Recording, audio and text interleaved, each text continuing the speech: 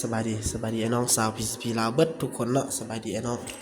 ผู้มีใจมาคักเกี่ยวกับ PCP เนาะสบายดีไอ้น้องเนาะตั้งแต่ภาคใต้จนฮอดภาคเหนือพุ่นแหละเนาะ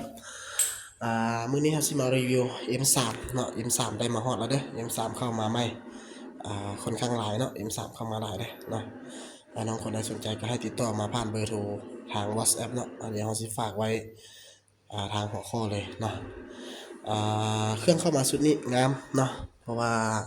เครื่องเข้ามาแต่ละรอบเนาะเราจะเช็คดึงข้อเสียตลอดแล้วก็เราจะฝากไปพัฒนา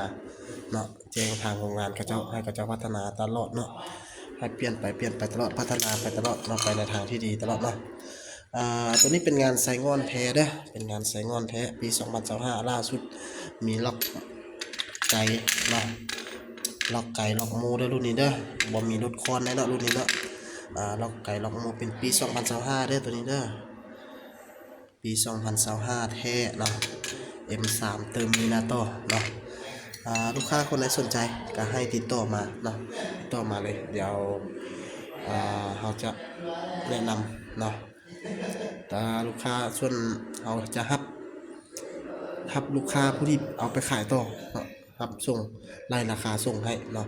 ให้ติดต่อมาเดี๋ยวเขาจะว่าราคาเป็นพิเศษให้เนาะถ้าท่านใดอยากเอาไปขายต่อก็ได้เนาะมื้อนี้เราสิมาเฮ็ดคลิป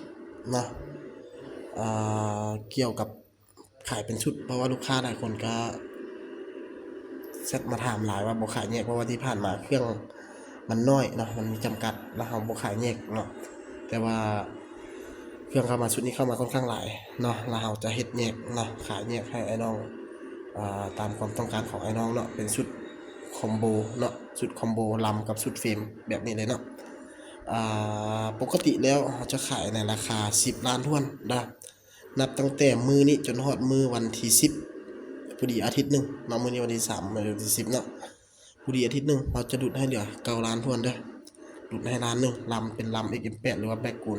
ลำเฮาเป็นลำ8เขียวเด้อผู้ใดที่เคยดิ้นน่าจะฮู้แล้วเนาะรับประกันให้1ปีเต็มระยะยิงแม่น6-70 เมตร60 เมตร50 เมตรหัวปุ่มมืออัดได้เนาะแล้วก็70-90 เมตรหัวโดมเด้อเฉพาะหัวโดมเลยเด้อ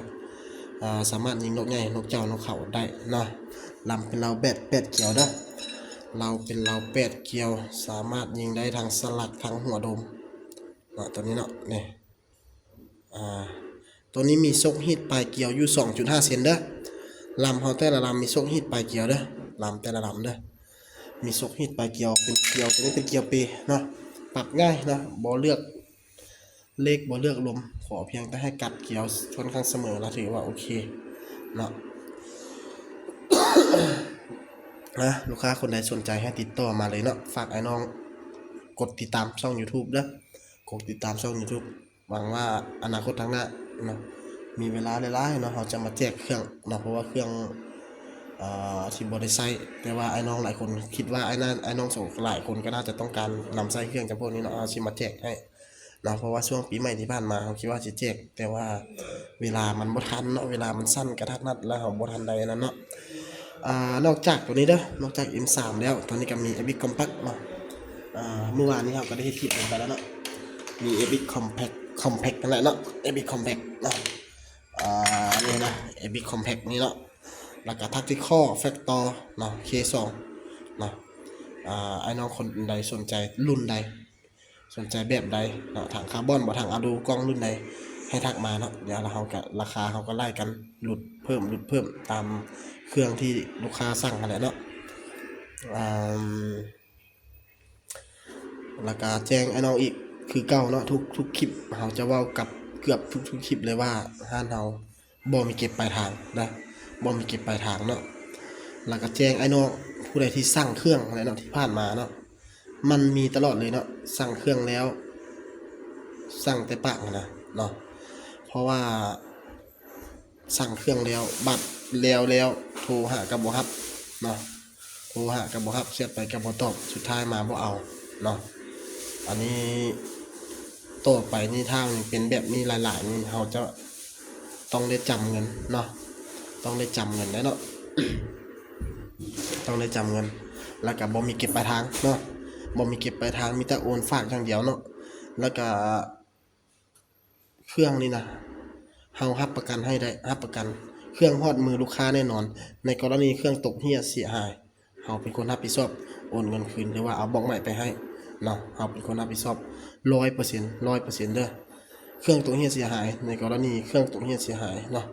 100% แล้วก็อีกอันนึงเนาะหลายคนมักถามเนาะว่าคนส่งจังได๋ฝากจังไดเนาะอันนี้นะเนาะเฮาก็บ่อยากบอกอีกเนาะเพราะว่ามันเป็นความ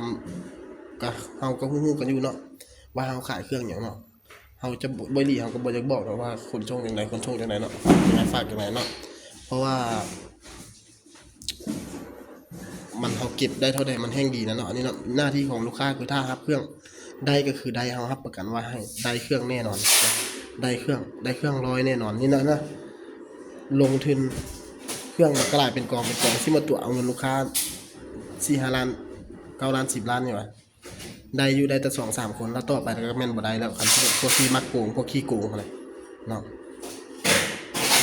มีแต่แจ้งลูกค้าจังซั่นเนาะว่าให้มีความรับผิดชอบนํกันเนาะให้มันปลอดภัยทั้ง2กรรม2ฝ่ายเนาะเฮ็ดจังได๋มันสิปลอดภัย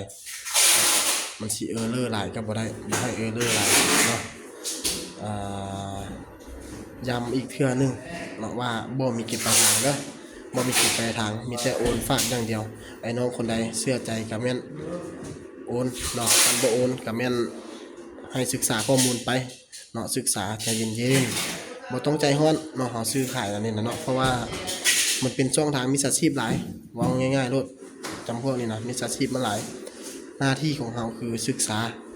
เช็คข้อมูลเช็คเครดิตเนาะเงินอยู่ในกระเป๋าเฮาเนาะส่วนสิหาได้เงินกีบนึงบ่ให้ไผมาตัวเอาของเฮาง่ายๆเนาะค่อยศึกษาไปค่อยเช็คเครดิตไปเนาะถามหมู่ถามผู้เช็คถามไอ้น้องอยู่ในกลุ่มมันเคยสร้างน้ำไผผู้นี้เคยสร้างบ่เนาะเชื่อใจได้จะก็จังค่อยโอนเนาะเพราะว่าค่อยแน่นอนว่าค่อยรับประกันว่าบ่มีห้านใดดอกในประเทศลาวนี่นะสามารถเก็บปลายทางได้คันมีเก็บปลายทางได้นะให้มาบอกค่อยโลดคอมเมนต์โลดว่าห้านใดที่เก็บปลายทางได้นะบอกค่อยมันบ่มีอยู่แล้วเนาะเพราะฉะนั้นแล้วให้ไอ้น้องทุกคนลูกค้าทุกคนให้มีสตินะสติเนาะคือค่อยเว้าหั่นแหละเช็คเครดิตศึกษาเรียนรู้เราศึกษาต่อไปศึกษาเบิ่งเอาความแนวผู้ใดก็มักค่อยคิวเชื่อว่า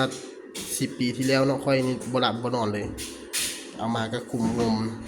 ได้จับได้เห็นน้อยนี่ก็มีแฮงเนาะผู้มักแล้วมักแท้ๆเลยเนาะอันนี้เนาะบ่ว่าไผแล้วเนาะขอขอบใจเด้อผู้ใดอันนั้นก็ติดต่อมาในทางเบอร์โทรเนาะ